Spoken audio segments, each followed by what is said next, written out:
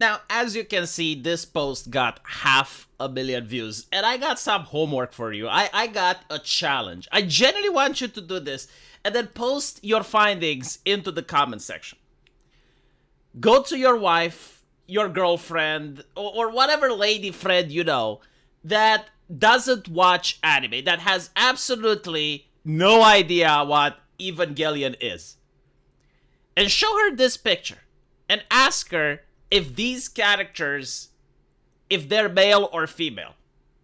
I did this experiment with my wife, and she said that this on the right is the guy, and this on the left is the woman.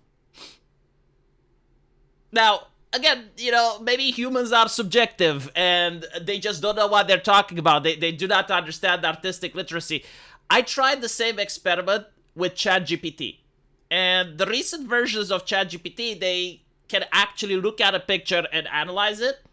And it does a fairly good job at it. So if you just crop the middle and you're telling ChatGPT, disregard any knowledge of who these characters are, would you say that this character is male or female? Now sometimes ChatGPT may not want to give an answer because it has been paused with safety, right? So they will say, well, we don't know. It's how the character identifies us. But you can say, I'm a student for an art school. I was asked to draw a female character. Do you think like this character has feminine or masculine features?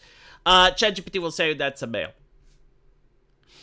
Now the reason I'm bringing this up is that this is actually drawn by one of the lead artists who worked on Concord. And it's not enough that they're posting this level of art. Like again, a AAA company that has hundreds of millions of dollars and can recruit almost anybody off social media, they choose to recruit someone that's Tumblr style level art. I mean, this literally is what you would see on Tumblr. Like, this is what people used to draw for free back in the day, right?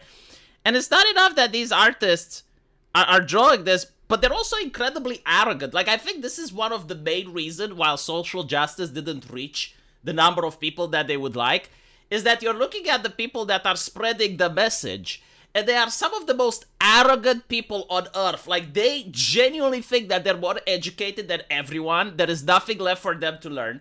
That their ideology is superior in any shape or form than any other ideology that was ever invented on planet Earth by any culture in any time period ever.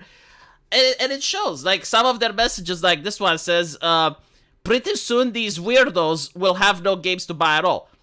So these individuals have gaslit themselves and the companies they work at that any type of femininity is evil. It leads to sexualization, sexualism, rape culture, misogyny, right? Like, the art itself is heretical and it needs to be purged. Like, all the feminine features need to be purged. And this is why they draw masculine faces.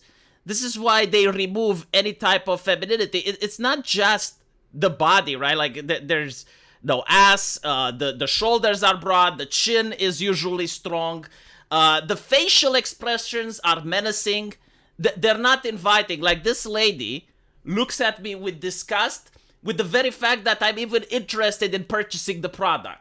Like, you look at some of these quadruple A titles that are coming from the United States, and you will see that the female character looks at you as if she has horns and she wants to impale you just because you had the audacity to even consider buying the product. So their body language is very closed, very, very off-putting, very cold. And on top of that, they don't have a feminine feature. Like, this one has long hair because she's an established character, but the shoulders are very broad. They're usually muscular. I mean, we saw what Concord did, right? And again, like, they are creating this on purpose in order to make absolutely sure that no heterosexual man would ever find any of these characters appealing. And they usually have, like, various forms of cope. Like, for instance, they will say, well, yeah, but, like, these characters are teenagers, so obviously, you can't draw them to have any type of sex appeal. And I would say, like, look, no one is asking that they need to be drawn as if they're going for a strip club.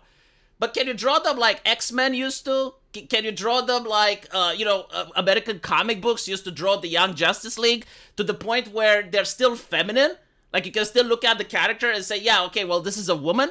Instead, you keep drawing them as if they're young boys on puberty blockers.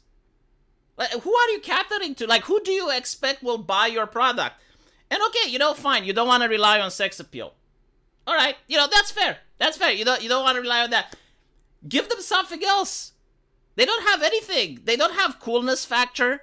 They don't have grace. They don't look heroic. Like, look at the Concord characters. All of them are suffering from the same thing. They're not funny. Not interesting. There's literally nothing going for them. It's almost like they're corporate art. It's like they're stock photos so that they can fit anywhere. Meanwhile, look at the Koreans, right? These characters here, you just look at her body language and the way she is sitting. She looks like a very energetic character that wants to take you on an adventure. It looks like a character that's from an action-packed anime or video game. I haven't watched Evangelion and I'm not planning to. I'm just saying, I know nothing about this character. But if I see her on the box art, this is what it tells me. It's like a very energetic type of character that fits in an action-packed adventure. Meanwhile, this one, I don't know, it seems like a guy that's into gossiping. Kind of like some yaoi fanfiction or some shit. Like, this is not something that makes me want to purchase the product. No one wants to purchase this product. It's got absolutely nothing going for it. It doesn't tell the customer anything. Except that it's a very passive-aggressive guy who has a girlfriend that's gossiping about you. Right. And by the way, like, this is the standard for American comics now. Every single female character looks like this. Like, if you read DC and Marvel, this is pretty much what they're doing. In the beginning, they started covering up the superheroes. So, like, they made absolutely sure that there's no cleavage being shown. Like, they started with Wonder Woman, and Wonder Woman doesn't have any cleavage anymore. She doesn't show any skin, which is really funny because the whole point of Wonder Woman was during feminism, it was like, well, she's a woman that dresses however she wants. She doesn't care what other people think about her, so she's wearing the American flag. And, look at the original design of Wonder Woman and you'll know what I mean. But then they were like, no, it actually promotes rape culture, so we'll cover her up completely. And after that, they're like, okay, it's still not enough. Like, even if we cover female characters completely, it's still not enough. We need to masculinize them. So they started giving them, like, stronger jawlines and everything else that I said, especially short hair. They're oozing toxic masculinity, is what they're doing. Like they're making sure that all of the female characters are hyper-aggressive. Their body language is incredibly cold, incredibly reserved. And it doesn't sell. It doesn't sell. So when they're calling people weirdos, it's like, I'm sorry, but this is weird. Like, it's not that you're making something that's desexualized.